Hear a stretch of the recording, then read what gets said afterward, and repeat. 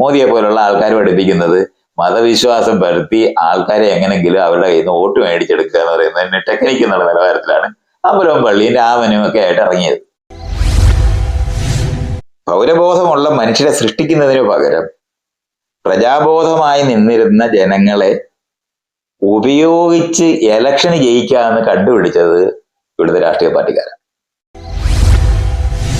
ത്രിതല പഞ്ചായത്ത് ഉണ്ടായി കഴിഞ്ഞാൽ സ്വാഭാവികമായിട്ടും വില്ലേജ് ഓഫീസ് ആവശ്യമില്ല, തഹസിൽദാരുടെ ഓഫീസ് ആവശ്യമില്ല, കളക്ടറേറ്റ് ആവശ്യമില്ല. വോട്ട് ചെയ്യാനായിട്ടുള്ള അറിവ് നേടിയിട്ടുള്ളവരല്ല.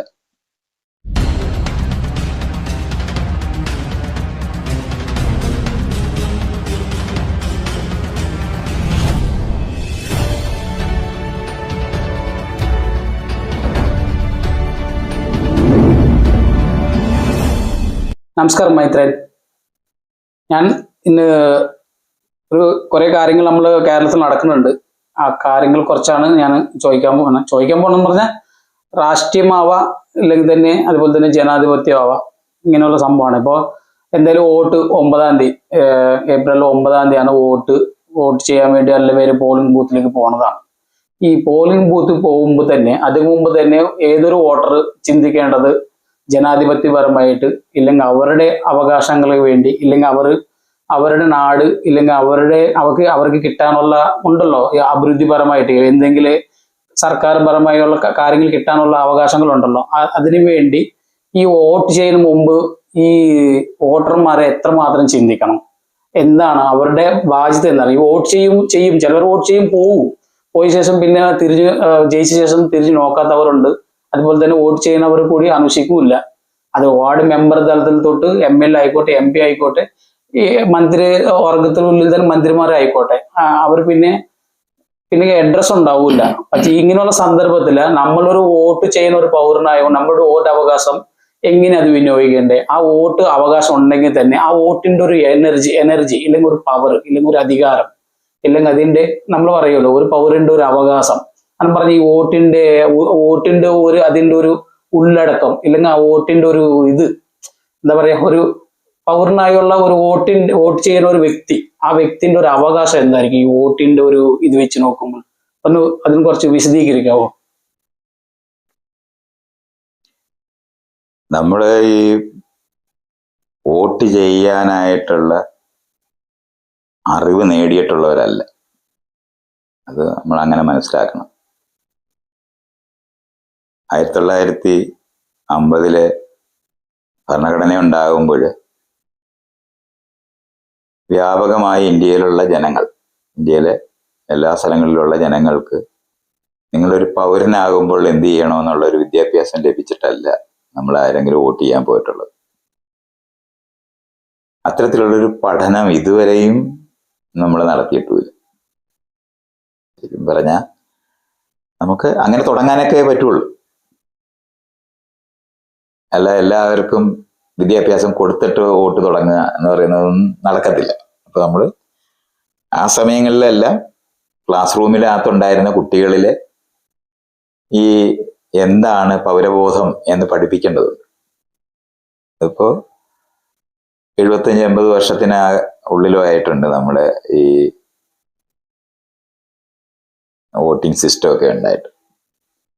പക്ഷെ അത് ഇവിടുത്തെ രാഷ്ട്രീയ പാർട്ടികളോ അല്ലെങ്കിൽ ആ രാഷ്ട്രീയ പാർട്ടികൾ അധികാരത്തിലെത്തി വന്നവര് ഒരു അജണ്ടയാക്കി മാറ്റി കുട്ടികൾക്ക് അത്തരത്തിലുള്ള ഒരു പൗരബോധ നിർമ്മാണത്തിന് ആവശ്യമായിട്ടുള്ള കാര്യങ്ങൾ പഠിപ്പിക്കുന്നത് ക്ലാസ് റൂമിൽ ചെയ്യപ്പെടേണ്ടതാണ്.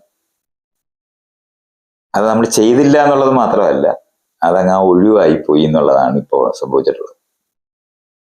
അതുകൊണ്ട് ഇയാൾ ഈ പറയുന്ന വോട്ടിന്റെ പവർ എന്നൊക്കെയുള്ള വാക്കൊക്കെ ഇയാൾ ഉപയോഗിക്കുമ്പോൾ എന്തോ അതിനകത്ത് ഇങ്ങനെ പവർ ഇരിപ്പുണ്ട് എന്നൊന്നുമല്ല. നമ്മുടെ പ്രതിനിധിയെയാണ് നമ്മൾ തിരഞ്ഞെടുക്കുന്നത്. അത് ഇതുവരെ ആൾക്കാർക്ക് മനസ്സിലായിട്ടില്ല. ആളുകൾ വിചാരിക്കുന്നത് അവർ തിരഞ്ഞെടുക്കുന്നത് അധികാരത്തിലേക്ക് പോകാനുള്ളവരാണെന്നുള്ളതാണ്. അങ്ങനെയാണ്. അപ്പൊ രാജാവ് ഭരിച്ചിരുന്ന, രാജാവ് എന്ന് പറഞ്ഞാൽ ഇന്ത്യക്കാരൻ രാജാവ് മാത്രമല്ല, ബ്രിട്ടീഷ് രാജാവും ഭരിച്ചിരുന്ന രാജ്യങ്ങളായിരുന്നു ഇതല്ല. അവിടെ ഭരണഘടന ഉണ്ടായി, പൗരാവകാശം ഉണ്ടായെന്നും മനുഷ്യാവകാശം ഉണ്ടായി എന്നൊക്കെ നമ്മൾ പിന്നീട് പറയുന്ന ഈ അവകാശങ്ങളെ പറ്റിയുള്ള ഒരു ബോധവൽക്കരണം നടന്നിട്ടില്ല, ഇതുവരെ നടന്നിട്ടില്ല. കാരണം ഭരണഘടന വായിക്കുന്ന ക്ലാസ് റൂം തന്നെ ഉണ്ടായിട്ടില്ല. ഇപ്പോഴും സ്കൂളിലെല്ലാം പ്രാർത്ഥനയാണ് നടത്തുന്നത്. അത് സർവമത പ്രാർത്ഥന എന്ന് പറയുന്ന സാധനമാണ് ഏറ്റവും പുരോഗമനപരമായി ചിന്തിക്കുന്ന അത് അങ്ങനെയാണ്. പൗരനുമായിട്ടൊരു ബന്ധവുമില്ലേ പ്രാർത്ഥന. അതിന് മുമ്പുള്ള ആൾക്കാരുടേതാണ് പ്രാർത്ഥന. അർത്ഥിക്കുക, അവകാശമായിട്ട് അതിനൊരു ബന്ധമില്ല.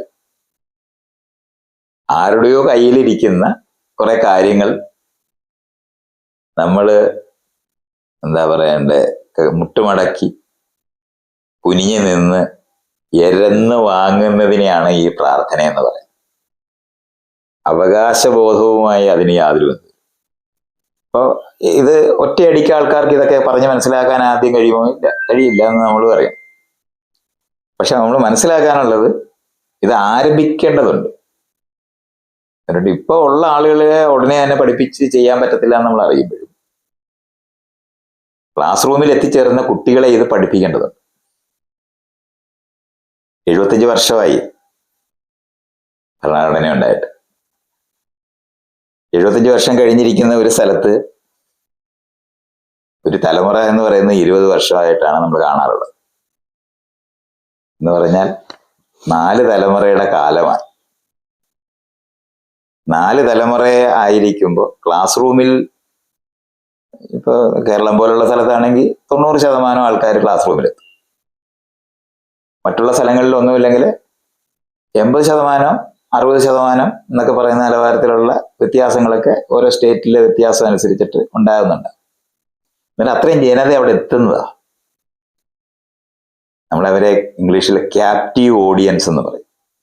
എന്ന് പറഞ്ഞാല് അവരവിടെ എത്തിപ്പെട്ടിട്ടുണ്ട്. അവര് പിടിച്ച് നമ്മൾ കൂട്ടിലിട്ടതുപോലെ കുട്ടികൾ അവിടെ എത്തിയിട്ടുണ്ട്. അപ്പൊ അവരെ നമ്മൾക്ക് വിദ്യാഭ്യാസപരമായിട്ട് എന്താണ് രാജാവിന്റെ പ്രജയിൽ നിന്ന് മാറി ഒരു ഭരണഘടനാപരമായിട്ടുള്ള അവകാശമുള്ള പൗരനായി എങ്ങനെ മാറുന്നു എന്ന് പഠിപ്പിക്കേണ്ടത്. പ്രജയ്ക്ക് അനുസരണം മതി,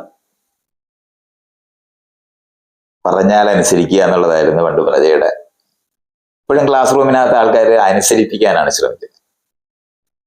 ഈ ക്ലാസ് ഒക്കെ ഉണ്ടാക്കിയത് രാജാക്കന്മാരാ, സ്കൂളൊക്കെ തുടങ്ങിയത്. അതുകൊണ്ടാണ് അവർ അനുസരണം പഠിപ്പിക്കുന്നത്. ആളുകളെ പറഞ്ഞാൽ അനുസരണയുള്ളവരാക്കി മാറ്റുന്ന പണിയാണ്. അപ്പൊ അത് മാറി അവകാശബോധമുള്ള, ഉത്തരവാദിത്വമുള്ള, കടമകളുള്ള ആളുകളെയാണ് പൗരൻ എന്ന് പറയുന്നത്. അനുസരണയല്ല പൗരന്റെ ഗുണം.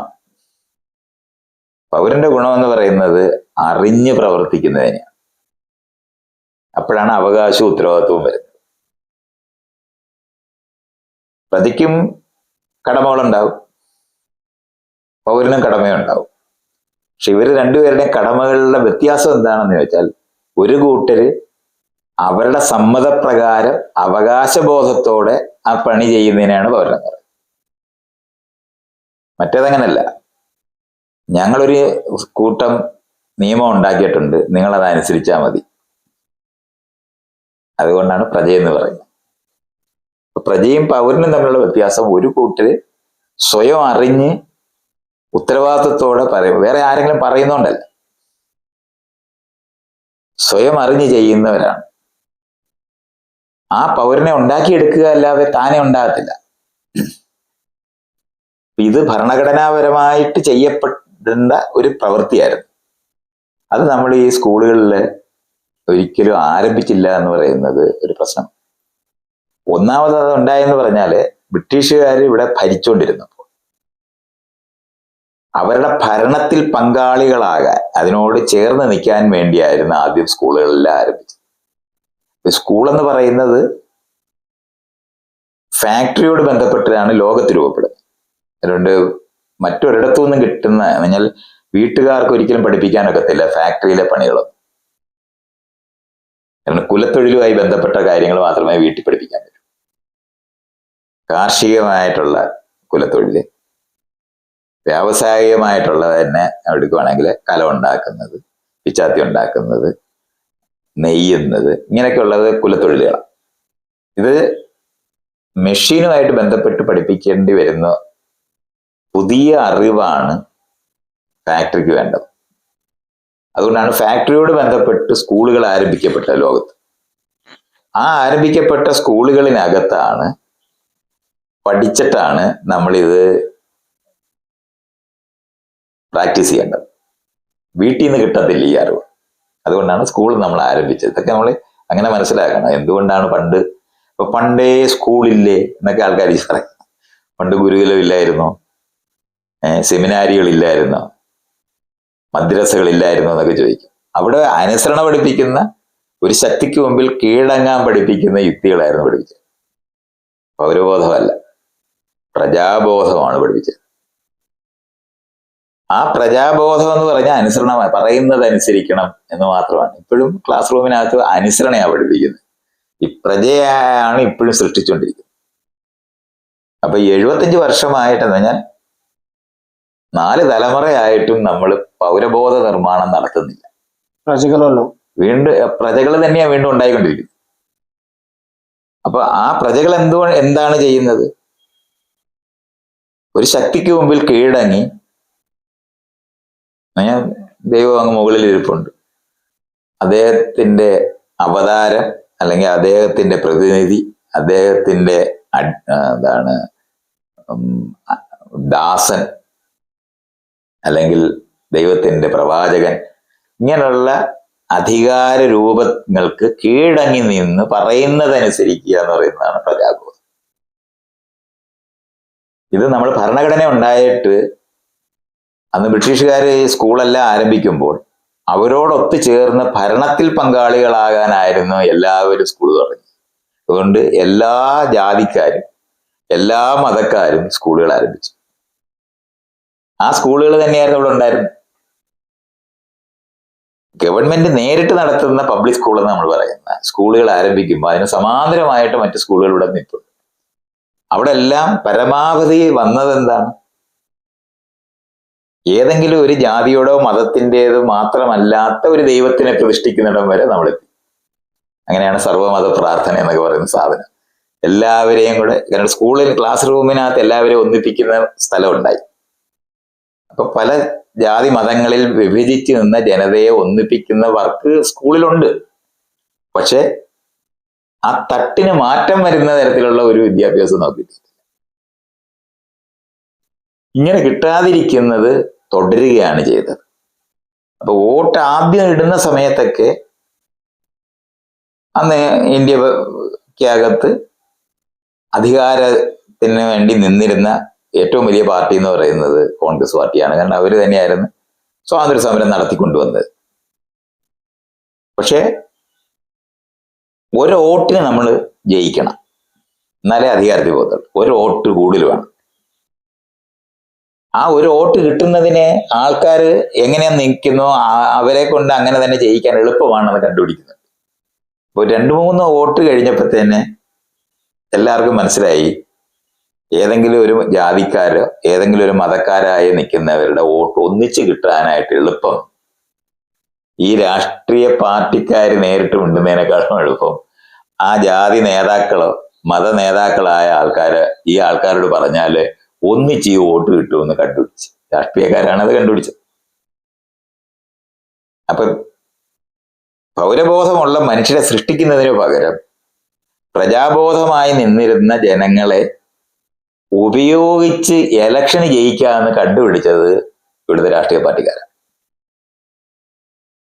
അതാണ് ഇപ്പോഴും തുടരുന്നത്. അതെങ്ങനെയാണ് നമ്മളിപ്പോ ഈ വോട്ട് ബാങ്ക് എന്ന് പറയുന്ന ഒരു വിഭാഗം ജനങ്ങൾ പള്ളിക്കകത്ത് വിളിച്ചു പറഞ്ഞാൽ അവർ വോട്ട് ചെയ്യും. ആർക്ക് വോട്ട് ചെയ്യും? നമ്മുടെ ആൾക്കാർക്ക് വോട്ട് ചെയ്യും. രാഷ്ട്രീയക്കാരെന്നുള്ള അർത്ഥത്തിലേ അല്ല. ഇവിടെ ജനാധിപത്യമല്ല. ജനാധിപത്യം എന്ന് പറഞ്ഞ കൺസെപ്റ്റ് ഒന്നും ഇല്ല. അത് ശരി. ആർക്കും അറിഞ്ഞുകൂടാ. വോട്ട് ചെയ്യുന്നത് വഴിയൊന്നും ജനാധിപത്യം ഉണ്ടാകത്തില്ല. ജാതിബോധവും മതബോധവുമായിട്ട് നിൽക്കുന്ന പ്രജാബോധമുള്ള മനുഷ്യരെ അവരുടെ ആൾക്കാർ, ഞങ്ങളുടെ ആൾക്കാർ, രാഷ്ട്രീയക്കാരല്ല, അവര് രാഷ്ട്രീയക്കാരായി അഭിനയിക്കുന്ന ഞങ്ങളുടെ ആൾക്കാർ, അവർക്ക് വോട്ട് ചെയ്യാനാണ് പഠിച്ചത്. ഇത് എളുപ്പമാണെന്ന് രാഷ്ട്രീയ പാർട്ടിക്കാർ കണ്ടുപിടിച്ചു. അല്ലെന്നുണ്ടെങ്കിൽ രാഷ്ട്രീയ അവബോധവും പൗരബോധവും ഒക്കെ പറയുകയും പഠിപ്പിക്കുകയൊക്കെ വേണം. ഒരു വോട്ട് കൂടുതൽ കിട്ടിയാൽ മതി ജയിക്കാൻ. ഒരു വോട്ട് കൂടുതൽ വേണം. അതിന് ഏറ്റവും വലിയ ടെക്നിക്ക് എന്ന് പറയുന്നത് ആൾക്കാർ എവിടെയാണോ അവിടെ നിൽക്കുന്നത് അവരുടെ പോയിട്ട് അവിടുത്തെ മത നേതാവിനോട് പറഞ്ഞ് പള്ളിയിലെന്ന് പറഞ്ഞേക്കണം, അല്ലെങ്കിൽ ക്ഷേത്രത്തിലെന്ന് പറഞ്ഞേക്കണം.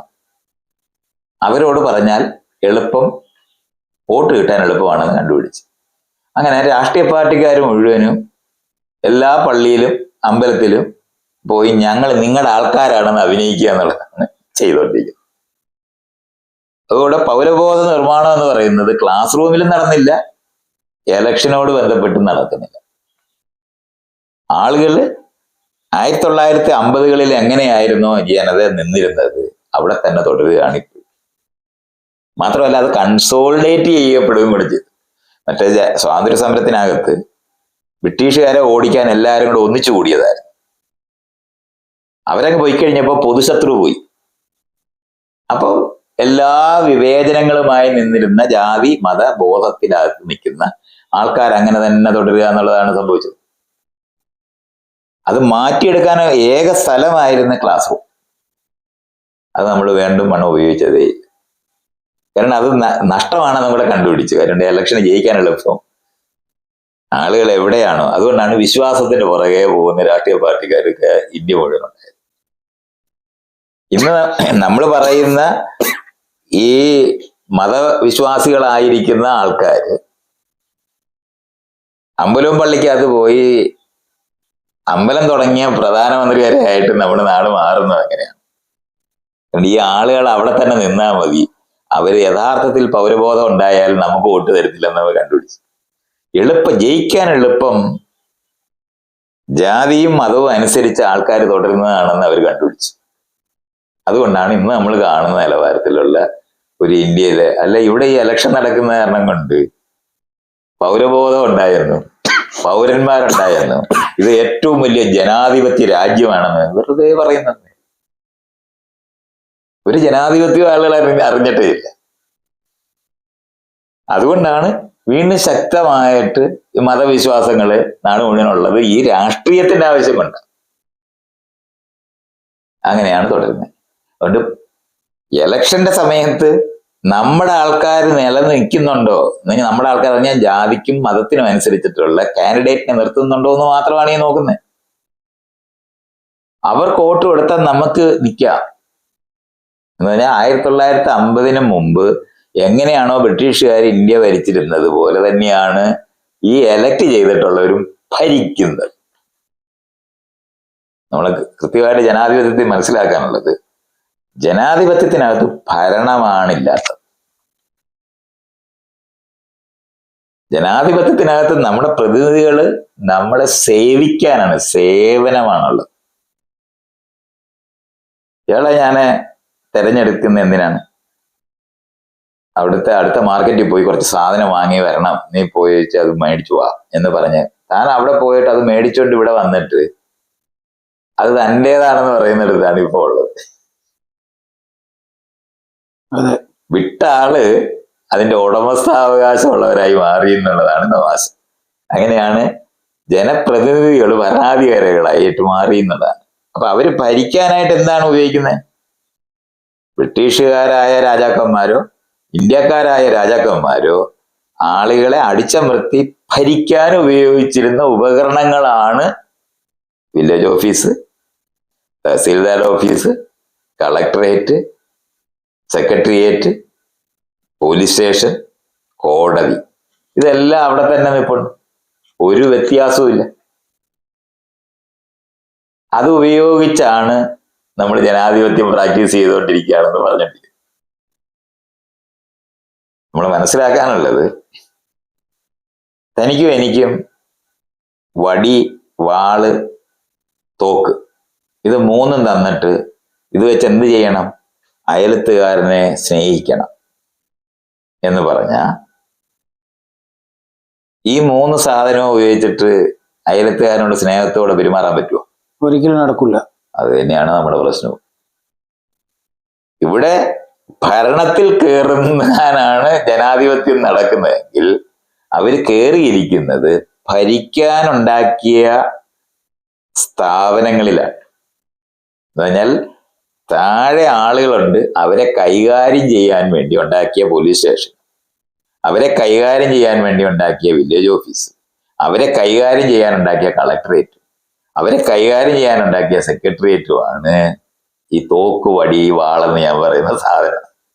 ഇത് ഉപയോഗിച്ച് ജനസേവനം നടത്താൻ പറ്റത്തില്ല. അപ്പൊ ആ ഇൻസ്റ്റിറ്റ്യൂഷൻ മാറിയില്ല. ഇത് മാറ്റണമെന്ന് ആലോചിക്കുന്ന മനുഷ്യരെ സൃഷ്ടിക്കുന്ന സ്ഥലമാണ് ക്ലാസ് റൂം. അവരെ ഉണ്ടാക്കിയിട്ടില്ല. ഇപ്പോഴും നമ്മൾ പറയുന്നത് എന്താണ്? ലോകത്തിലെ ഏറ്റവും വലിയ ജനാധിപത്യ രാജ്യം എന്നാണ് ഇന്ത്യ. ജനസംഖ്യ കൂടിയ അടിമ രാജ്യമാണുള്ളത്, അല്ല ജനാധിപത്യ രാജ്യം. അത് ശരിയാണ്. അടിമക്കൂട്ടത്തിന്റെ സ്ഥലമായത്.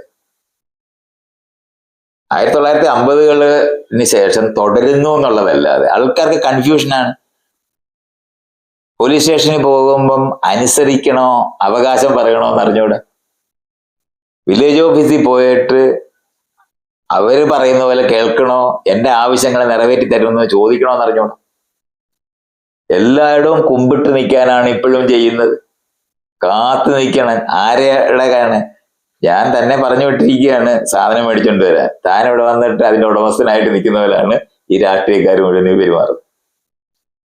നമ്മുടെ പ്രതിനിധി, നമ്മുടെ ഇടയിൽ നിന്ന് ഒരാളെ നമ്മളെ പ്രതിനിധീകരിക്കാൻ, നമുക്ക് വേണ്ടി അവിടെ പോയി ഇരിക്കാൻ വിട്ട ആളിനെ കാണുമ്പോൾ എണ്ണിട്ട് നിന്ന് വണങ്ങാനാണ് നമ്മൾ തന്നെ പഠിച്ചത്. കാരണം രാജാവിന് പകരം ഉണ്ടാക്കിയ ആളാണെന്നാണ് വിചാരിക്കുന്നത്. ജനാധിപത്യത്തിൽ ഭരണമില്ല എന്നുള്ള കാര്യമാണ് അറിഞ്ഞുകൂടാ. ഇപ്പോഴും നേതാക്കന്മാരുടെ പുറകെ നടക്കുന്ന അണികളാണ് നമുക്കുള്ളത്. നേതാവ് വേണം എന്നാണ്. നേതാവില്ലെങ്കിൽ ഇവര് നടക്കാൻ പറ്റില്ല. മോദിയൊക്കെ ഇങ്ങനെ നേതാവാണ്, പിണറായിയൊക്കെ നേതാവാണ്. ഇവർ രണ്ടുപേരുടെയും പടം നാട് നീളെ വെച്ചിരിക്കുന്ന കണ്ടിട്ടില്ലേ? ജനാധിപത്യത്തിൽ എന്താണ് ഇവര്? അതെ, അത് ഞാൻ ചില സമയത്ത് അന്തം വിടാറുണ്ട്. ഇവർക്ക് പറയണതൊക്കെ ഉണ്ടല്ലോ, വലിയ ബാനറൊക്കെ അതുകൊണ്ടാണെങ്കിൽ പറഞ്ഞ മോദിയുടെ പടം ഇല്ലാത്ത ഒരു റെയിൽവേ സ്റ്റേഷനോ ഒരു പെട്രോൾ സ്റ്റേഷനോ ഒന്നുമില്ല. രക്ഷകനാണ്, ജനപ്രതിനിധിയാണെന്നാ പറയുന്നത്. രക്ഷകനാണ്, ഗുരു, എന്തൊക്കെയാണ് വാക്കുകൾ, വിശ്വഗുരു, ഒരു മൈന്താൻ, ബുദ്ധി പോലും ഇല്ലാത്തവൻ. ഇങ്ങനത്തെ ആളുകളെയാണ് ഈ തെരഞ്ഞെടുക്കുന്നത്. എന്തുകൊണ്ടാ? നമ്മുടെ ജാതിക്കാര്, നമ്മുടെ മതക്കാര്. ഇതുകൊണ്ടാണ് ഈ തെരഞ്ഞെടുക്കുന്നത്. ഇതുകൊണ്ടാണ് അമ്പലം പണിയാനായിട്ട് ഇവിടെ നടക്കുന്നത്. ഈ ആൾക്കാരെ എവിടെ തുടരുന്നു അവിടെ തുടരണം. നമ്മളിതാണ് മനസ്സിലാക്കേണ്ടത്. നേതാക്കന്മാരെ അല്ല നമുക്ക് ആവശ്യം, ജനപ്രതിനിധികളാണ്. നമ്മളെ റെപ്രസെന്റേറ്റ് ചെയ്യുന്നവരാണ്. അവരെ ഭരിക്കാനല്ല വിടുന്നത്, ജനസേവനത്തിനും ക്രമീകരണം എന്നുള്ള വാക്കാണ് നമ്മൾ ഉപയോഗിക്കുന്നത്. താനും ഞാനും അല്ലെങ്കിൽ മറ്റുള്ള ജനങ്ങളെല്ലാവരും കൂടെ ചേർന്നുണ്ടാക്കുന്ന കാര്യങ്ങളിനകത്തുനിന്ന് 1% നമ്മൾ ടാക്സ് ആയിട്ട് കൊടുക്കുന്നത് പൊതുവായി എങ്ങനെ ഉപയോഗിക്കണം എന്ന് ആലോചിക്കാനാണ് ഈ ജനപ്രതിനിധി നമ്മൾ വിടുന്നത്. അതിനെയാണ് ക്രമീകരണം എന്ന് പറയുന്നത്.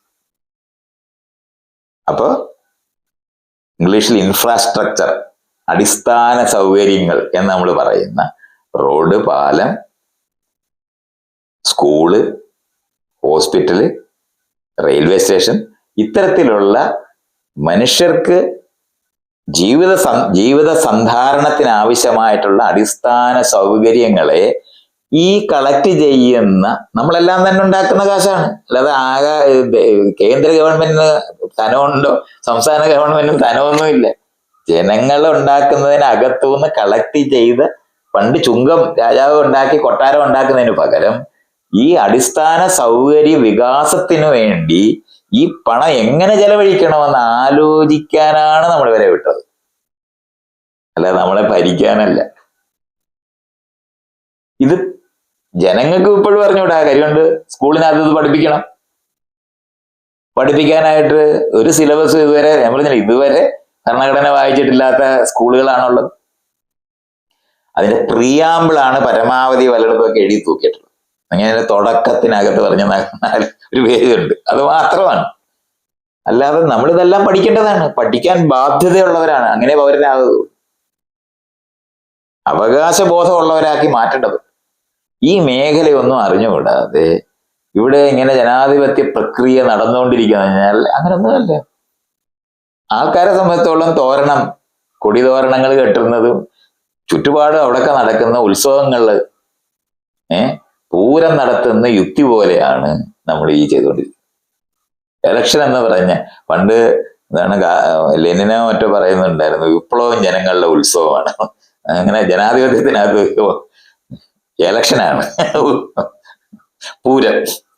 അങ്ങനെ എലക്ഷൻ പൊടിപൂരം അവസാനിപ്പിച്ചിട്ട് നല്ല സമാധാനമായിട്ട് എല്ലാവരും ഇരിക്കും. എന്തിനാണ് ഇത് നടത്തിയെന്ന് ചോദിച്ചാൽ അത് മാത്രം ആർക്കും അറിഞ്ഞൂടാ.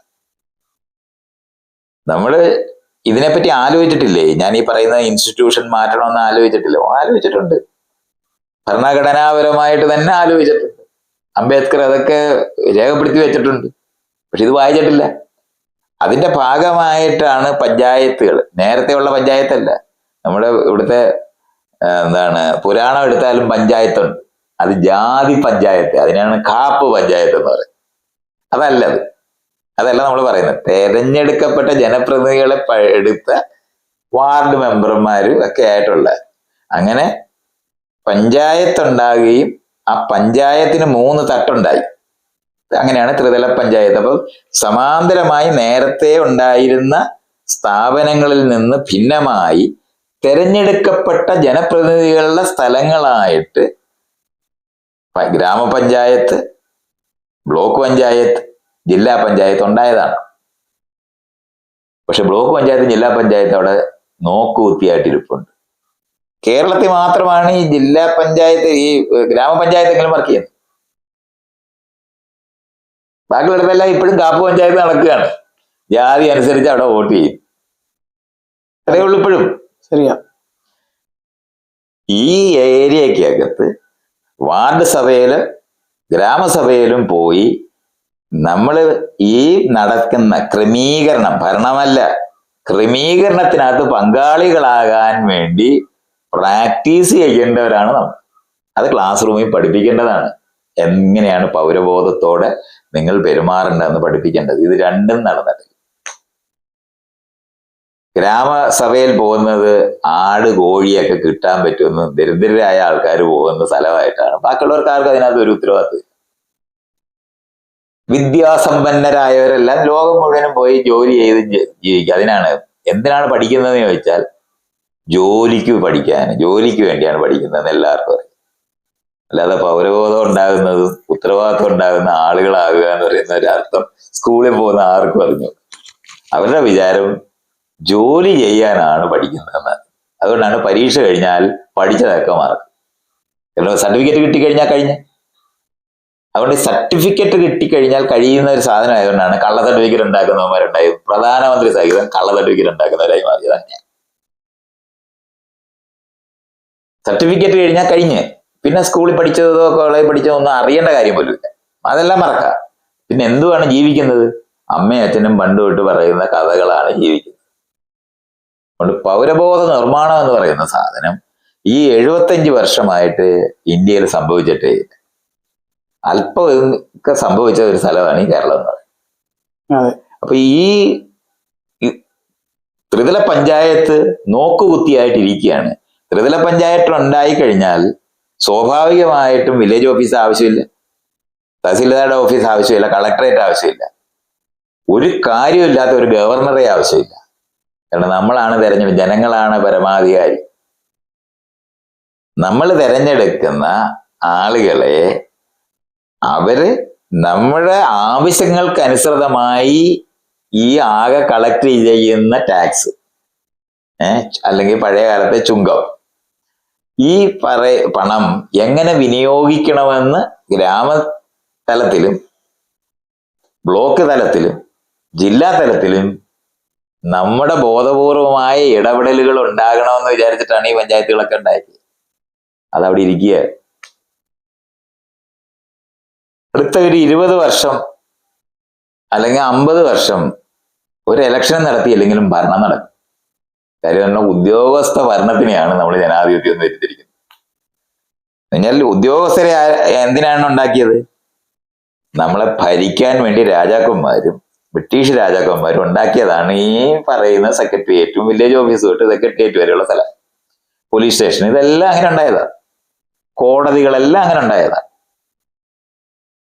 അപ്പൊ ഈ സ്ഥാപനങ്ങൾ ഒന്നും തന്നെ മാറ്റാനോ ജനകീയമാക്കാനോ ഒരു ശ്രമവും നടക്കാതെ ഈ പഞ്ചായത്ത് ഉണ്ടാക്കിയ അത് തന്നെ നോക്കുകുത്തിയായിട്ട് അവിടെ ഇരിക്കുന്നു എന്നുള്ളതല്ലാതെ അതൊന്നും തന്നെ തെരഞ്ഞെടുക്കപ്പെടാത്ത ഒരു ഉദ്യോഗസ്ഥൻ പോലും സത്യത്തിൽ ഉണ്ടായിക്കൂടാ. ഉദ്യോഗസ്ഥന്മാർ ജോലിക്ക് കയറി കഴിഞ്ഞാൽ പെൻഷൻ മേടിക്കുന്നത് വരെ അവിടെ ഇരുന്ന് കൈക്കൂലി മേടിക്കുക എന്നുള്ളതാണ് നടക്കുന്നത്. അവരാണ് ഭരിക്കുന്നത്. നമ്മൾ ഈ എലക്ട് ചെയ്ത് വിടുന്ന മിനിസ്റ്റർമാർ തീരുമാനം എടുത്താൽ താഴോട്ട് വരത്തില്ല. സെക്രട്ടേറിയറ്റിന്റെ ഇടനാഴികളിൽ അവിടെ കടന്ന് തിരിമറിയുള്ളൂ, അതല്ലാതെ താഴോട്ട് വരത്തില്ല. നമ്മളെ യഥാർത്ഥത്തിൽ ഭരിക്കുന്നത് ബ്രിട്ടീഷുകാരുണ്ടാക്കിയ IAS-കാരാണ്. IAS പരീക്ഷ മുഴുവൻ നടത്തിയിരുന്നത് ഇംഗ്ലണ്ടിലെ സ്വാതന്ത്ര്യം കിട്ടിയതിന് ശേഷം അത് ഡൽഹിയിലോട്ട് മാറ്റി എന്നുള്ളതല്ലാതെ വേറൊരു സംഭവം നടന്നിട്ടില്ല. ഭരണമാണ് നടന്നുകൊണ്ടിരിക്കുന്നത്. ബ്രിട്ടീഷുകാർക്ക് പകരം ലോക്കൽ രാജാക്കന്മാർ ഭരിക്കുന്നു എന്നുള്ളതല്ലാതെ വേറൊരു വ്യത്യാസവും നമ്മൾ അനുഭവിക്കുന്നു. അതുകൊണ്ട് പൗരബോധം ഉണ്ടായിട്ടില്ല. അത് പ്രയോഗിക്കേണ്ട ഇൻസ്റ്റിറ്റ്യൂഷൻസ്, സ്ഥാപനങ്ങളും ഉണ്ടായിട്ടില്ല. നോക്കുകുത്തി പഞ്ചായത്ത് മാത്രമാണുള്ളത്. അതുകൊണ്ട് അവിടെ നിന്ന് ഇയാൾ വിചാരിക്കുന്ന നിലവാരത്തില് ഒരു എലക്ഷൻ നടത്തി എന്ത് സംഭവിക്കുന്ന ഇയാൾ വിചാരിക്കുന്നു? ഇയാളുടെ വീട്ടിനകത്ത് സഹിതം മുഴുവൻ നമ്മൾ നോക്കിയാൽ മതി. അപ്പൊ ഈ വോട്ടർമാർ ബോധമില്ല, വോട്ടർമാർക്ക് ബോധം താനെ വരത്തില്ല. പഠിക്കേണ്ടതുണ്ട് നമ്മള്. ഇപ്പൊ നമ്മുടെ ഇവിടുത്തെ റോഡിലെല്ലാം പടം വരച്ചു വയ്ക്കത്തില്ലേ? മഞ്ഞ വര, വെള്ള വര, മുറിഞ്ഞ വെള്ള വര, ഇതൊക്കെ ഇങ്ങനെ ഇയാൾക്ക് എങ്ങനെ അത് അറിയാൻ പറ്റും? ഈ ജീബർ ലൈനായിട്ട് അങ്ങനെ എന്തോ. അല്ല, ഈ റോഡിൽ വരയ്ക്കുന്ന വരകളില്ലേ, അത് ആരോടെങ്കിലും പഠിപ്പിക്കാതെ അത് എങ്ങനെ ആൾക്കാർക്ക് മനസ്സിലാവൂല? അത്ര തന്നെ ഇത് തന്നെയായി പറയുന്നത്. എങ്ങനെ വരകൾ വരച്ചു വെച്ചിരിക്കുന്നത് പോലെ ഈ ഇലക്ഷൻ വോട്ട് ചെയ്യണമെന്ന് പഠിക്കുന്നു എന്നുള്ളതല്ലാതെ അത് എങ്ങനെ ഉപയോഗിക്കണമെന്ന് ഒരിക്കലും പഠിച്ചിട്ടില്ല. രാഷ്ട്രീയക്കാർ പറയണത് എന്താ അറിയോ? നിങ്ങളുടെ രാഷ്ട്രീയക്കാരെന്ന് പറഞ്ഞാൽ താനാണ്, അല്ലാതെ തന്റെ അപ്പൂപ്പനാണ് രാഷ്ട്രീയക്കാരൻ, തന്റെ വീട്ടുകാരനാണ് രാഷ്ട്രീയക്കാരൻ. രാഷ്ട്രീയക്കാർ പറയുന്നു താൻ പറയുമ്പോ താൻ ആരാണ്? അല്ല, അവർ പറയണേ അവരെന്ന് പറയുന്ന ആരാണെന്നാ എന്റെ ചോദ്യം. ഇയാൾ വാക്ക് പറഞ്ഞല്ലോ, ആരാണ്? അത് തന്നെ, അങ്ങനെ പറയണം. അപ്പൊ താനാണ് പറയുന്നത്, താനാണ് രാഷ്ട്രീയക്കാരനെന്ന് അറിഞ്ഞുകൂടാത്തത് കൊണ്ടാണ് താനെ രാഷ്ട്രീയക്കാർ പറയുന്നു എന്ന് പറയുന്നത്. പറയണത് എന്താ പറയുന്നു എനിക്ക് പറഞ്ഞു തരാനത്. ഇയാളത് പറയുമ്പോ തന്നെ തനിക്ക് രാഷ്ട്രീയം അറിഞ്ഞുകൂടാന്നാ ഞാൻ ഈ പറഞ്ഞത്. മലന്ന് കിടന്ന് തുപ്പുകയാണ് ഇപ്പൊ താൻ പറഞ്ഞ വരിക്കാത്ത. രാഷ്ട്രീയക്കാരെന്ന് പറഞ്ഞ ആരും വേറെ എങ്ങൊന്നും വന്നതല്ല, ബ്രിട്ടീഷുകാരല്ല അവര്, നമ്മൾ തന്നെ. നമ്മുടെ വീട്ടിലുള്ളവർ തന്നെയാണ്, താൻ തന്നെയാണ്. തനിക്ക് രാഷ്ട്രീയക്കാർ എന്ന് പറഞ്ഞ വേറൊരു വിഭാഗം ഉണ്ടെന്ന് താൻ വിചാരിക്കാൻ തുടങ്ങുന്നത് തൊട്ട് രാഷ്ട്രീയം എന്താണെന്ന് എനിക്ക് അറിഞ്ഞുകൂടാന്നുള്ളതിന്റെ തെളിവാണത്. അപ്പൊ ഇത് ഒരു ഡയലോഗാണോ? നിങ്ങളുടെ വിലയേറിയ വോട്ട് തനിക്ക് താൻ പകരം നിൽക്കേണ്ടതാണ്. തന്റെ പണിയാണ് നാട് മാറ്റേണ്ടത്, അല്ല വേറെ ആരുടെയും പണിയൊന്നുമല്ല. രാഷ്ട്രീയക്കാര് നാട് മാറ്റാനുണ്ടായിട്ടൊന്നുമില്ല. ഇയാളെ ഏൽപ്പിച്ചോ ആരെങ്കിലും? ഇല്ല. പറഞ്ഞു വിട്ടോ? ഇല്ല. പിന്നെ എങ്ങനെയാണ് താൻ രാഷ്ട്രീയക്കാരെന്ന് പറയുന്നത് വാക്ക് എങ്ങനെ ഉപയോഗിച്ചത്? ഇത്രയാണ് മനസ്സിലാക്കേണ്ടത്. അധികാരം ഉണ്ടായിരുന്ന, ബ്രിട്ടീഷുകാരുടെ കീഴിൽ അധികാരം ഉണ്ടായിരുന്ന ആൾക്കാര് നാട്ടുകാരാണെന്ന് അഭിനയിക്കുന്നത് വരെ ആയിട്ടുള്ളൂ. അല്ലാതെ ഈ പൗരബോധം ഉണ്ടാകുന്ന പണികളൊന്നും ചെയ്തിട്ടില്ല. അതുണ്ടാകണമെന്നുണ്ടെങ്കിൽ ആന്തരികമായി ഈ പ്രാർത്ഥനയായിട്ട് കുത്തിയിരിക്കുന്ന ഒരു ശക്തിക്ക് മുമ്പ് കീഴടങ്ങിയിരിക്കുന്ന ജനതയെ നിലനിർത്തിക്കൊണ്ട് ഒരു രാഷ്ട്രീയ അവബോധവും സാധ്യമല്ല. അപ്പൊ പൗരബോധം എന്ന് പറയുന്നത് ഈ രാജ്യത്തെ പൗരനാണ് ഞാൻ, എനിക്ക് അവകാശമുണ്ട്, ഉത്തരവാദിത്വമുണ്ട്, കടമയുണ്ടെന്ന് തിരിച്ചറിവുണ്ടാകുന്ന തരത്തിൽ ആളുകളെ റോഡ് സയൻസ് പഠിപ്പിക്കുന്ന പോലെ പഠിപ്പിക്കേണ്ട സ്ഥലമാണ്. അപ്പൊ അതാണ് നമ്മൾ ആദ്യം ചെയ്യേണ്ടത്. 75 വർഷം പോയെന്ന് മനസ്സിലാക്കണം. ആ പോയ സാധനത്തിന് പകരം ക്ലാസ് റൂമുകളിനകത്ത് കുട്ടികൾ എങ്ങനെയാണ് രാഷ്ട്രീയ അവബോധത്തോടെ പൗരന്മാരായി മാറുന്നതിനുള്ള ട്രെയിനിങ് കൊടുക്കുന്ന സ്ഥലമാണ് ക്ലാസ് റൂം എന്ന് പഠിക്കുന്നത്. അല്ല ജോലിക്ക് വേണ്ടി പഠിക്കുന്നതല്ല. അതൊക്കെ ബ്രിട്ടീഷുകാരുണ്ടാക്കിയതാണ്. അവർക്ക് ഫാക്ടറിയിൽ ആളിനെ എടുക്കാൻ വേണ്ടി അവര് ഇന്ത്യ ഭരിക്കാൻ വേണ്ടി ഇന്ത്യക്കാരെ അവരുടെ കൂട്ടത്തിലാക്കാൻ വേണ്ടി ഉണ്ടാക്കിയ സ്കൂളുകളാണ് ഇതെല്ലാം. അത് അങ്ങനെ തന്നെ നടത്തിയാൽ നമ്മളും ഇതുപോലെ ആകും. ആകെ ഉള്ള മാറ്റം എന്താണ്? ഇന്ത്യൻ അഡ്മിനിസ്ട്രേഷൻ എന്ന് പറയുന്ന സാധനം ഇംഗ്ലണ്ടിൽ നിന്ന് ഇന്ത്യയിലേക്ക് മാറ്റി പ്രതിഷ്ഠിച്ചു എന്നുള്ളതാണ് ഈ 75 വർഷം കൊണ്ട് നടന്നിട്ടുള്ള ഏക സാധനം. പിന്നെ ഇപ്പൊ പഠിപ്പിച്ചുകൊണ്ടിരിക്കുന്നത് എന്താണ്? മോദിയെ പോലുള്ള ആൾക്കാർ പഠിപ്പിക്കുന്നത് മതവിശ്വാസം പരത്തി ആൾക്കാരെ എങ്ങനെങ്കിലും അവരുടെ കയ്യിൽ നിന്ന് വോട്ട് മേടിച്ചെടുക്കുക എന്ന് പറയുന്നതിന് ടെക്നിക്ക് എന്നുള്ള നിലവാരത്തിലാണ് അമ്പലവും പള്ളിയും രാമനും ഒക്കെ ആയിട്ട് ഇറങ്ങിയത്. അത്രേ അർത്ഥമുള്ളൂ. രാഷ്ട്രീയ അവബോധമായിട്ട് അതിനൊന്നും ഒരു ബന്ധമില്ല. നിങ്ങൾ എങ്ങനെയാണോ പ്രജകളായിരിക്കുന്നത് അവിടെ തന്നെ തുടരുക എന്ന് പറയുന്ന അർത്ഥം മാത്രമേ അതിനുള്ളൂ. അത് മാറ്റി എടുക്കേണ്ട പണി നമ്മൾ എടുക്കേണ്ടത്. ഇത് വേറെ ആരെങ്കിലും ചെയ്തു തരുമെന്ന് ആലോചിക്കണ്ടേ? രാഷ്ട്രീയക്കാർ വന്ന് നന്നാക്കുന്ന പ്രശ്നമൊന്നുമില്ല, എങ്ങൊന്നും വരാനില്ല. നമ്മൾ വേറെ ആൾക്കാരെ ഉപയോഗിക്കാൻ പഠിച്ചു എന്നുള്ളത് മാത്രമേ ഉള്ളൂ. താൻ കച്ചവടം ചെയ്യാൻ തുടങ്ങി കഴിഞ്ഞാൽ മറ്റുള്ളവർക്ക് എങ്ങനെ മായം ചേർത്ത് സാധനം വെക്കുക എന്ന് പറയുന്നത് അത് ബ്രിട്ടീഷുകാർ ചെയ്യേണ്ട കാര്യമൊന്നുമില്ല, നമുക്കും ചെയ്യാമല്ലോ. ഇവിടെ പാലിനകത്ത് വെള്ളം ചേർക്കുന്നത് വേറെ പലയിടത്തുനിന്ന് വന്ന ആൾക്കാരാണ്, അല്ല ഇവിടെ തന്നെ. അതുകൊണ്ട് പിന്നെ ഇതിന്റെ ഉത്തരവാദിത്വം നാടിങ്ങനെ ഇരിക്കുന്നതിന് വേറെ ആരോടും നമുക്ക് പോയി പറയാനില്ല. അല്ല, രാഷ്ട്രീയക്കാർ പറയുന്നു ഇയാൾ വാക്ക് ഉപയോഗിക്കുമ്പോ താൻ ആരാണെന്നുള്ള ചോദ്യം എനിക്കുണ്ട്. പൗരൻ രാഷ്ട്രീയക്കാരനാണ്. താൻ ഇന്ത്യൻ പൗരനാണെങ്കിൽ താൻ രാഷ്ട്രീയക്കാരനാണ്. പിന്നെ വേറെ ആളുകളെ രാഷ്ട്രീയക്കാരെന്ന് വിളിക്കാൻ പറ്റും. തനിക്ക് ഉത്തരവാദിത്വം ഇല്ലാതെ പെരുമാറാനുള്ള ലൈസൻസിന് വേണ്ടിയാണ് രാഷ്ട്രീയക്കാർ വേറെയാണെന്ന് പറയുന്നത്. അല്ലെങ്കിൽ ഇത് മനസ്സിലായി കഴിഞ്ഞാൽ നമുക്ക് പണിയാകുമല്ലോ. അവിടെ ആർക്കും ഇത് അറിയണ്ട. അപ്പൊ നാടിങ്ങനെ ബ്രിട്ടീഷുകാർക്ക് പകരം നാടൻ രാഷ്ട്രീയക്കാർ ഭരിക്കുന്ന ഇടം. അല്ലാതെ ജനസേവനമാണ്, ക്രമീകരണമാണ്. ഈ ഇൻസ്റ്റിറ്റ്യൂഷന് പകരം എല്ലാ ഇൻസ്റ്റിറ്റ്യൂഷനും ഉണ്ടാകണം. നമ്മൾ പങ്കാളിത്തം ഉണ്ടാകേണ്ടതുണ്ട്, സഹകരിക്കേണ്ടതുണ്ട്, പരസ്പരം സഹകരിച്ച് കൂട്ടായ ഉത്തരവാദിത്വത്തോടെ പെരുമാറേണ്ടതുണ്ട്. ഇത് പഞ്ചായത്തിൽ പോകേണ്ടതുണ്ട്, ബ്ലോക്ക് പഞ്ചായത്തിൽ പോകേണ്ടതുണ്ട്, പങ്കാളിത്തം ഉറപ്പാക്കേണ്ടതുണ്ട്, ഉത്തരവാദിത്വം ഏറ്റെടുക്കേണ്ടതുണ്ട്. ഇത് അറിഞ്ഞും കൂടെ അറിയുന്നവൻ മിണ്ടാതിരിക്കുകയും കൂടെ ചെയ്യുന്നു എന്നുള്ളതാണ് സംഭവം. ഇപ്പൊ ബ്രിട്ടീഷുകാർക്ക് പകരം അല്ലെങ്കിൽ പഴയ രാജാക്കന്മാർക്ക് പകരം നമ്മൾ തെരഞ്ഞെടുക്കുന്നവർ പോയി രാജാക്കന്മാരായി മാറുന്ന പ്രവൃത്തിയാണ് നമ്മൾ ജനാധിപത്യം വിളിച്ചുകൊണ്ടിരിക്കുന്നത്. അതുകൊണ്ടാണ് അത് നടക്കാത്തത്. എന്നാൽ ഭരണഘടന ഉണ്ടാക്കിയ സമയത്ത് ഇതൊക്കെ വേണമെന്നൊക്കെ ആലോചിച്ചിട്ടുണ്ട്. അതുകൊണ്ടാണ് പഞ്ചായത്തൊക്കെ ത്രിതല പഞ്ചായത്ത് ഉണ്ടാക്കണമെന്നൊക്കെ പറയുന്ന സാധനമൊക്കെ ഉണ്ടാക്കിയത്. പക്ഷെ അത് ഓടുന്നില്ല, അനങ്ങുന്നില്ല, അവിടെ ഇരിക്കുകയാണ്. അത് മാറ്റിയാൽ നമുക്കിനി വോട്ടാരും ചെയ്യത്തില്ലെന്ന് അറിയുന്നവരാണ് എല്ലാവരും. ആളെ പറ്റിച്ച് മറ്റുള്ളവരെ കീഴടക്കി ലോക്കലായിട്ടുള്ള ഭരണാധികാരികളെ സൃഷ്ടിക്കുന്ന പ്രവൃത്തിയെ ജനാധിപത്യം ഒന്ന് തെറ്റിദ്ധരിക്കാതിരുന്നാൽ ഇനിയും താൻ ഇങ്ങനെ വോട്ട് ചെയ്യണമെന്നുള്ളത് തൻ്റെ ഉത്തരവാദിത്വമാണ്. നാട് മാറ്റിക്കൊണ്ട് മാത്രമേ സ്കൂളുകൾ ആരംഭിച്ച് അവിടെ ക്ലാസ് റൂമിനകത്ത് ഭരണഘടന പഠിപ്പിച്ചിട്ടാണ് ഈ മാറ്റം ഉണ്ടാക്കേണ്ടത്. അത് ഒരു വർക്കാണ്. ഒപ്പമാണ് സമാന്തരമായി പഞ്ചായത്ത് പോലുള്ള ഇൻസ്റ്റിറ്റ്യൂഷൻസ് എല്ലായിടും ഉണ്ടാക്കിയെടുക്കേണ്ടതുണ്ട്. പോലീസ് സ്റ്റേഷനിൽ ഭരിക്കാനുണ്ടാക്കിയതാണ്. ഭരണാധികാരികൾക്ക് മറ്റുള്ളവരെ കീഴടക്കാനും അടിച്ചമർത്താനും ഉള്ളതാണ് പോലീസ് സ്റ്റേഷൻ. അത് ജനകീയമാക്കാനൊക്കത്തില്ല. മൈത്രി പോലീസ് സ്റ്റേഷൻ എഴുതി വെച്ചാലൊന്നും ജനകീയമാകത്തില്ല. നമ്മളങ്ങനെ മനസ്സിലാക്കണം. ശ്രമിക്കുന്നതാണ് ജനാധിപത്യം വരുത്താനായിട്ട് പോലീസ് സ്റ്റേഷനകത്ത് മൈത്രി പോലീസ് സ്റ്റേഷൻ എന്നൊക്കെ എഴുതി വെക്കുന്നതിന്റെ ആഭാസപരമായ വാക്കാണ് മൈത്രി പോലീസ് സ്റ്റേഷൻ എന്നെഴുതിയ. സുഗന്ധമുള്ള അമേദ്യം എന്നാണ് ആ വാക്കിന്റെ അർത്ഥം. അങ്ങനെ ഒക്കെയുള്ളൂ. ചീഞ്ഞു കിടക്കുന്ന ഒരു സാധനത്തിന്റെ മുകളില് സെന്റ് വീഴ്ത്തിയാൽ അത് വൃത്തിയായെന്ന് തെറ്റുന്നതായിരിക്കണം.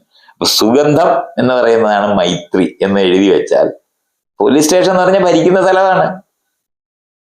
അതെ, അല്ലാതെ വേറെ ഒന്നും അത് ഉദ്ദേശിച്ചിട്ടില്ല. അതിന്റെ മുകളിൽ സെന്റ് എന്ന് പറഞ്ഞാൽ ഒരു ശവത്തിന്റെ മുകളിൽ നമ്മുടെ പെർഫ്യൂം സ്പ്രേ ചെയ്താൽ അതെങ്ങനെയാണോ മാറുന്നത് പോലെയാണ് നമ്മൾ ഈ മൈത്രി പോലീസ് വിളിക്കുന്നത്. പൗരസഹായ കേന്ദ്രങ്ങളാണ് ഉണ്ടാകുന്നത്. പൗരന് അസിസ്റ്റൻസ് ആവശ്യമുണ്ട്. പോലീസ് സ്റ്റേഷനിൽ നമുക്ക് പോകണം, പേടിച്ചേ പോകാനൊക്കെ.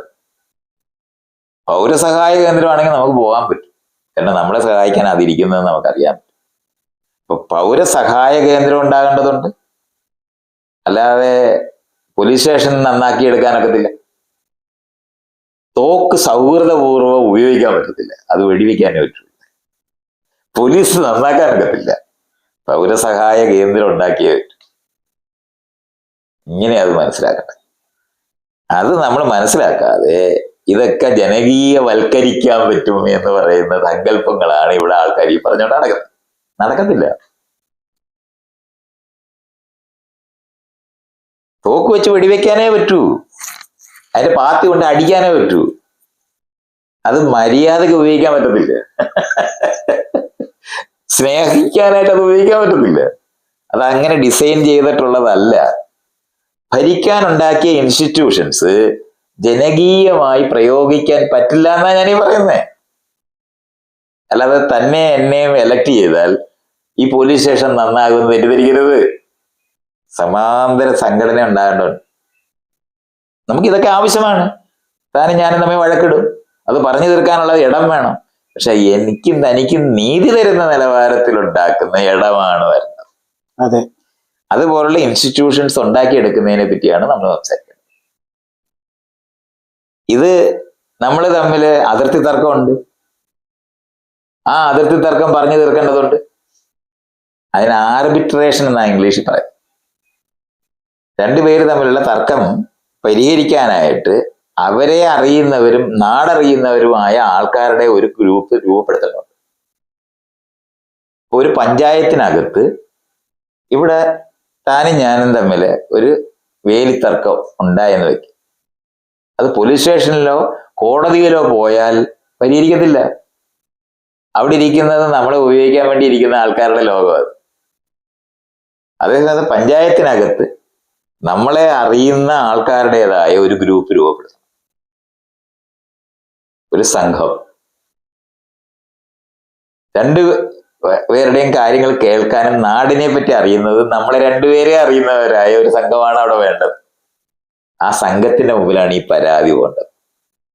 അല്ലാതെ ഈ കോടതിയിലൊന്നും പോയാൽ ഒരിക്കലും നീതി കിട്ടത്തില്ല. കാരണം അതൊക്കെ രാജാവ് ഭരിക്കാൻ വേണ്ടി ഉണ്ടാക്കിയ സാധനങ്ങളാണ്. അതുകൊണ്ടാണ് കോടിക്കണക്കിന് കേസുകളാണ് ഈ കോടതികളിൽ കെട്ടിക്കിടക്കുന്നത്. അവിടുന്ന് നീതി വരുമെന്ന് വിചാരിച്ചിട്ട് ആൾക്കാർ ഇരിക്കുന്നു.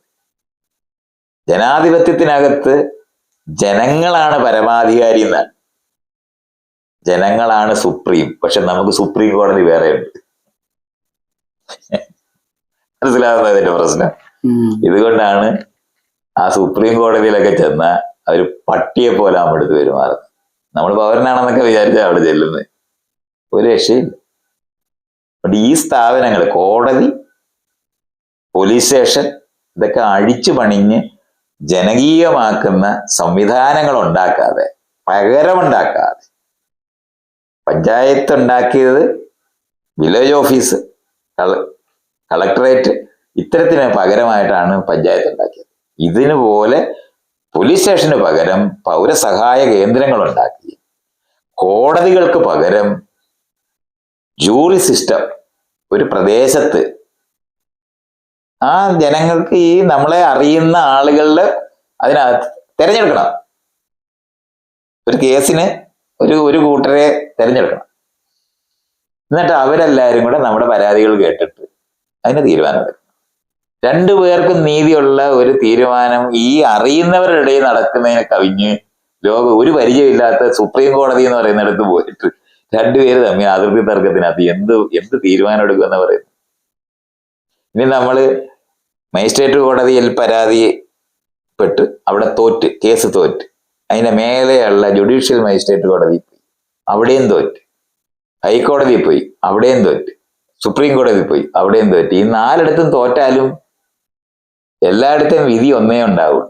ആർക്കെങ്കിലും ഒരാൾക്ക് അനുകൂലമായിട്ടുണ്ടാകത്തേ ഉള്ളൂ. അല്ലാതെ മുയപ്പോട്ട് പോകുന്ന വഴി കൂടുതലൊന്നും ഉണ്ടാകത്തില്ല. കാശ് പോകാനേ പറ്റുള്ളൂ. ഇന്ന് ഈ ആളുകളെ മുഴുവനും ഉപയോഗിച്ച് ജീവിക്കുന്ന മജിസ്ട്രേറ്റ് കോടതിക്കാരനും ജുഡീഷ്യൽ മജിസ്ട്രേറ്റ് കോടതിക്കാരനും ഹൈക്കോടതിക്കാരനും സുപ്രീം കോടതിക്കാരും അവിടെ ഇരുന്ന് വക്കീലന്മാരും മജിസ്ട്രേറ്റർമാരും കൂടെ നമ്മുടെ കാശ് മുഴുവൻ ചൂഷണം ചെയ്യുന്ന ഉപാധിയാണ് ഈ കാണുന്ന നീതി നിർവഹണം എന്ന് പറഞ്ഞ് നമ്മുടെ അടുത്ത് പറഞ്ഞുകൊണ്ടിരിക്കുന്നത്. ഇതൊന്നും ഒരു പ്രയോജനമില്ല. രണ്ടുപേർക്കും കൂടെ ഒരുപോലെ നീതി ഉണ്ടാകുന്ന ഒരു വിധി ഒരിക്കലും സാധ്യമല്ല. എത്ര തവണ സുപ്രീം കോടതിയുടെ മുകളിൽ മഹാനായ സുപ്രീം കോടതി എന്ന് പറഞ്ഞിട്ട് ഒരെണ്ണം കൂടെ ഉണ്ടാക്കി അവിടെയും പോകും. അത്രയേ ഉള്ള അർത്ഥം. അതുകൊണ്ടൊന്നും ഇതൊന്നും മാറത്തില്ല. അപ്പൊ ജനാധിപത്യ വിരുദ്ധമാണോ? ഇത് ജനാധിപത്യ വിരുദ്ധമാണ് ഈ കോടതികൾ. ഇത് രാജാവ് ഉണ്ടാക്കിയ സാധനങ്ങളാണ്. അതൊന്നും എടുത്ത് നമുക്ക് ജനാധിപത്യമാക്കാനൊക്കത്തില്ല. ആളുകളെ ചൂഷണം ചെയ്യാനായിട്ട് പറ്റിക്കാൻ വേണ്ടി ഉണ്ടാക്കിയ സ്ഥാപനങ്ങളാണ് അതല്ല. അവിടെ നിന്നും നീതി വരത്തില്ല. നീതി നമ്മളെ അറിയുന്നവരുടെ ഇടയിൽ നിന്ന് പരസ്പരം പറയുന്നിടത്താണ്. അവരെ തന്നെ ഒരേ ആൾക്കാരെ എന്നും വെക്കരുത്. ഓരോ കേസിനും പുതിയ ആൾക്കാരെ സെലക്ട് ചെയ്യണം. അപ്പൊ പക്ഷപാതപരമായി പെരുമാറുന്നവരും അധികാര കേന്ദ്രീകരണം നടക്കത്തില്ല. ഇതൊക്കെയാണ് ചെയ്യേണ്ടത്. ഈ ഇൻസ്റ്റിറ്റ്യൂഷൻസ് ഉണ്ടാക്കിയെടുക്കുക എന്ന് പറയുന്നതാണ് നമ്മുടെ മുന്നിലെപ്പാണ്. അത് 75 വർഷം കഴിഞ്ഞാൽ ഇത് ചെയ്തേ പറ്റൂ. നമ്മൾ താമസിച്ചു പോയെന്നൊന്നും ആലോചിക്കണ്ട. ഞാൻ ഈ പറയുന്ന കാര്യങ്ങൾ മനസ്സിലാക്കി സമാന്തരമായിട്ട് ഈ നിലനിൽക്കുന്ന രാജാവിന് ഭരിക്കാൻ, ബ്രിട്ടീഷ് രാജാവിന് ഭരിക്കാൻ ഉണ്ടാക്കിയ സ്ഥാപനങ്ങളിൽ നിന്ന് മാറ്റി സമാന്തര സ്ഥാപനങ്ങൾ ഉണ്ടാക്കിയെടുക്കുന്ന പ്രവൃത്തിയാണ് താനും ഞാനുമായ രാഷ്ട്രീയക്കാരുടെ പ്രവൃത്തി.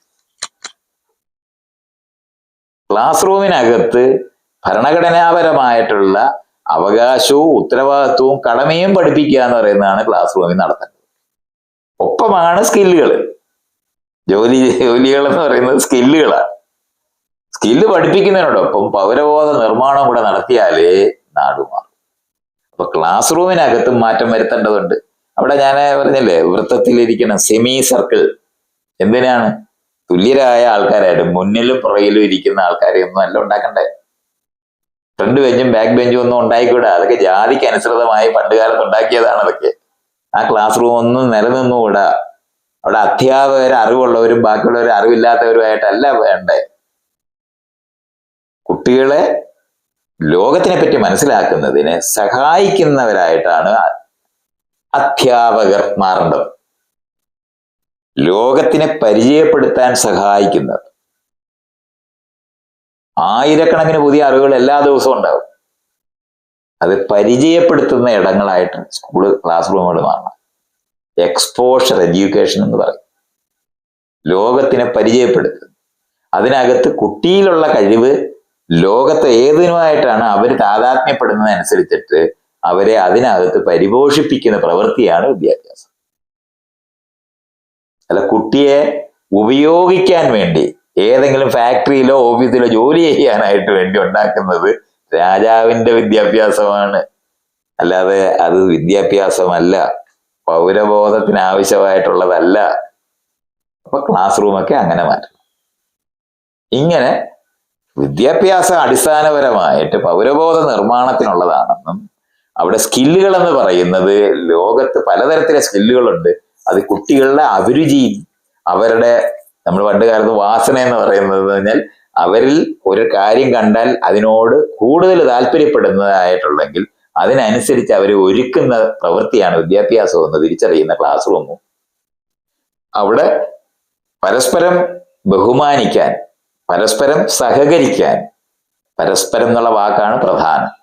പരസ്പരം സഹകരിക്കാൻ, പരസ്പരം ബഹുമാനിക്കാൻ പഠിപ്പിക്കുക എന്ന് പറയുന്നതിനെയാണ് വിദ്യാഭ്യാസം എന്ന് പറയുന്നത്.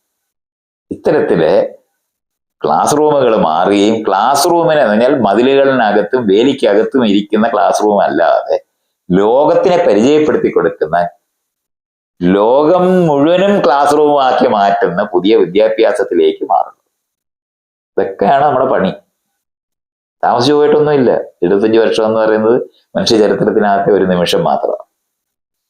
അതുകൊണ്ട് നമുക്ക് ഇനിയും തൊട്ട് വിദ്യാഭ്യാസം ആരംഭിക്കണം, പൗരബോധ നിർമ്മാണം ആരംഭിക്കണം. ഇത് രണ്ടും പ്രാക്ടീസ് ചെയ്യാനായിട്ടുള്ള സ്ഥാപനങ്ങൾ ഉണ്ടാക്കിയെടുക്കുക എന്ന് പറയുന്ന പ്രവൃത്തിയാണ് ലോകത്ത് ചെയ്യേണ്ടത്. അത് ഈ ഇലക്ഷൻ കഴിഞ്ഞ് നമുക്ക് എല്ലാവർക്കും കൂടെ ചെയ്യാം. അതാണ് എനിക്ക് പറയാനുള്ളത്.